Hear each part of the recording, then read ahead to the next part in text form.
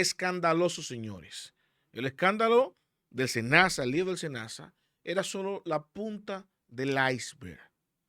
Ahora estamos hablando, escuchen el monto, de 87.000 millones de pesos. El verdadero escándalo de la salud del SENASA viene ahora. Un estudio que realizaran tanto la UAS como la Fundación Bosch recogió el dato de todo el dinero que se ha movido hacia los prestadores de salud, de servicios de salud, que la salud se ha convertido en un negocio tan lucrativo y redondo en la República Dominicana, que miren el monto que se maneja solamente con la intermediación, la administración. Estas son las ARS, las famosas ARS y la salud. Mientras millones y millones de pesos, miles de millones de pesos, son transferidos a las ARS, a las administradoras de salud, la gente sigue quejándose de un servicio precario.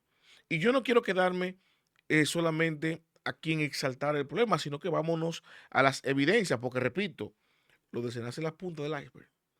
Ahora es que vienen cosas. Miren esto.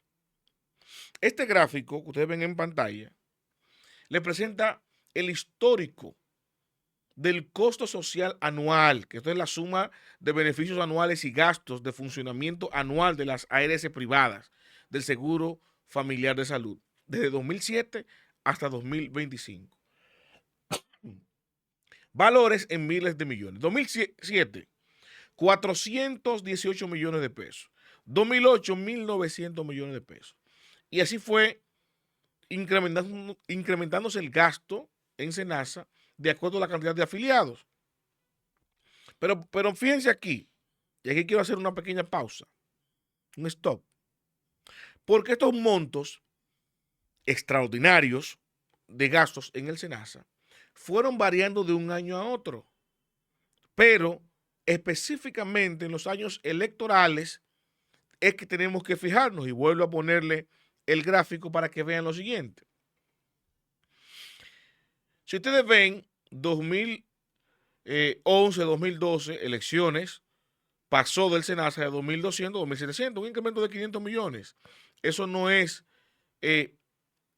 tan distante. 2015, 2016, de 3.300 a 3.900, menos de 500 millones, tampoco es tan traumático. Ahora, 2019, 2020, de 5.300 a 6.800, dirá, bueno, aquí hay un número importante de casi 1.500 millones de pesos. Pero ojo, en ese año electoral estamos hablando de que entró la pandemia.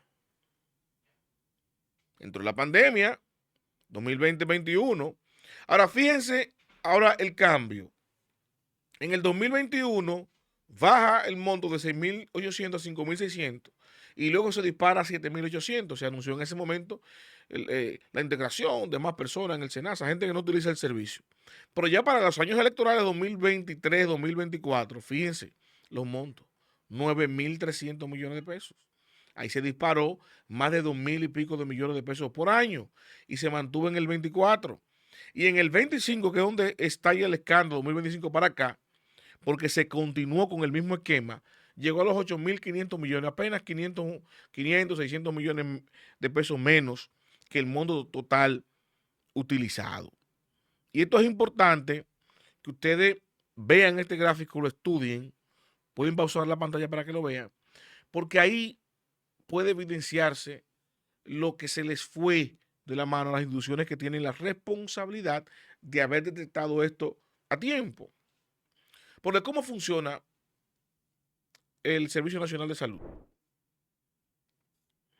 Tenemos varias instituciones, tenemos el SENASA y tenemos, según la ley de salud, dos consejos. El consejo que dirigía, por cierto, a la sazón, que era su director general ejecutivo, el hoy director del SENASA, el consejo administrador, el Consejo Nacional, que dirige todo lo que tiene que ver con la política pública de seguridad nacional, de seguridad social. Y ese consejo que lo preside el Ministerio de Trabajo, que es a lo macro, tiene que ver con todo el sistema de pensiones, de trabajo, de salud laboral, etcétera. Y tiene un consejo interno que es el COSENASA, que lo dirige el ministro de Salud, que tiene que ver exclusivamente con los movimientos administrativos y financieros internos. Ambas instituciones, ambas entidades, ambos consejos, de una manera o de otra, pudieron detectar, si hubiesen hecho su trabajo con rigurosidad, a través de esa alerta, de ese incremento vertiginoso en los gastos, solamente de transferencias por la gestión. Pero ven acá, ¿cómo hay que gestionar aproximadamente la misma cantidad de gente? Pasa de 5.000 millones a 9.000 millones, casi el doble. Con esa alerta, tanto el consejo que dirigía el Ministerio de Trabajo como el consejo que dirigía el de Salud pudieron haber detectado esto.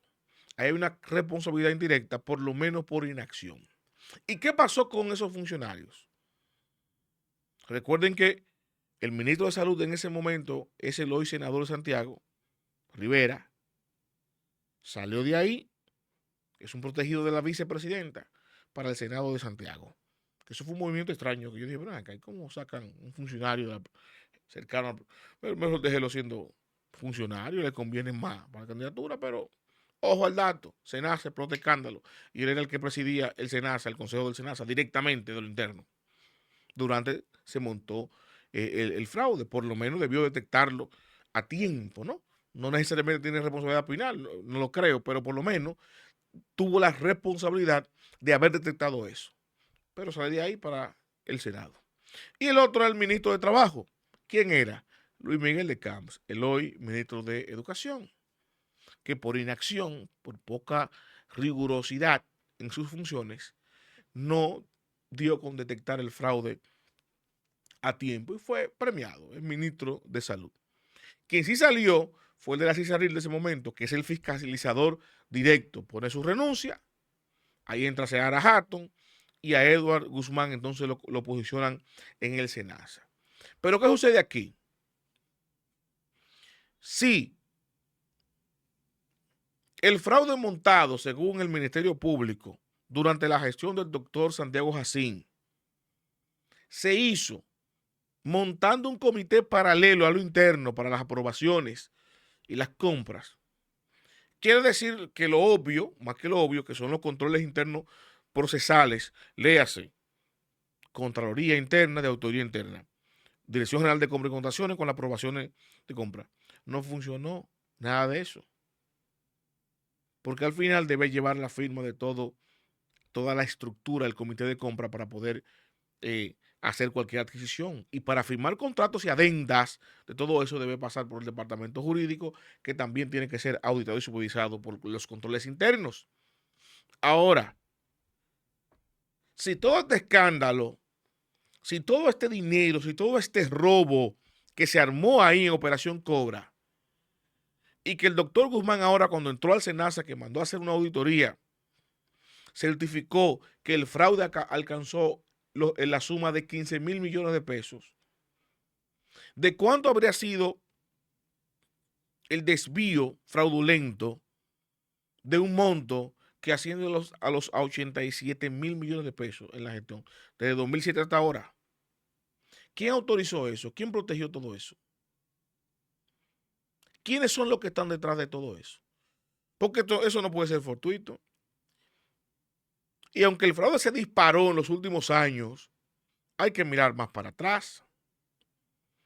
Entonces aquí hay una especie de contubernio en el sector salud, en ese negocio de la salud, que venía beneficiando a unos sectores que se manejaron siempre de manera soterrada y que explotó porque ahí entonces la estructura que montó Jacín, como diría mi abuela, se emocionó y quiso continuar sacando ya no solamente para la campaña en 2023 y 2024, sino que a posteriori en el 2025. Por eso ustedes ven esa suma y les voy a poner la imagen otra vez para que la vean.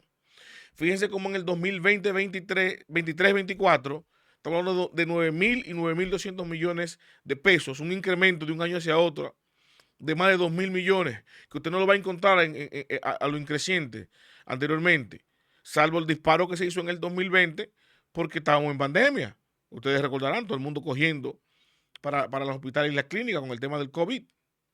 Pero siempre el crecimiento fue de 500, 600, 800 millones. Ahora, fíjense como del 21 al 22, 2.000 millones. Del 22 al 23, 2.000 millones más. Y se mantuvo así, 9.000 el 24. Y en el 25 parece que se emocionaron, y repito el término, y sacaron 8.500 millones, apenas 500 o 600 millones de pesos menos que durante el año de campaña. O sea, la misma mafia, la misma estructura para sacar el mismo cantidad de dinero, pero ya no para campaña, sino para la cogioca. Y ahí es que explota entonces el asunto, porque parece que alguien no estaba contento con la distribución, diría yo. Entonces se verá en la culminación del juicio que se lleva ahí.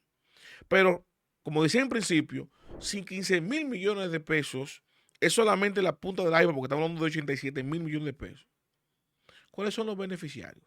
Y termino con esto. En todos los casos que hemos visto hasta ahora, como se han llevado a la justicia, pareciera que los ladrones somos nosotros, los ciudadanos comunes.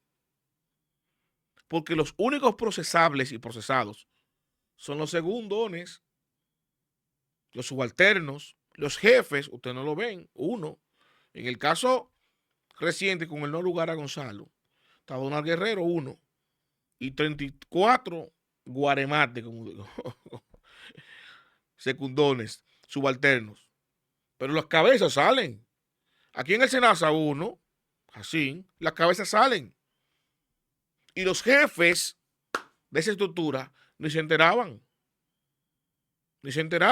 Y no importa, porque repito, fueron empoderados. De ahí salió uno para senador, el otro ministro de Educación, y el otro lo movieron y no ha pasado nada. Ni se enteraron de eso que está ahí.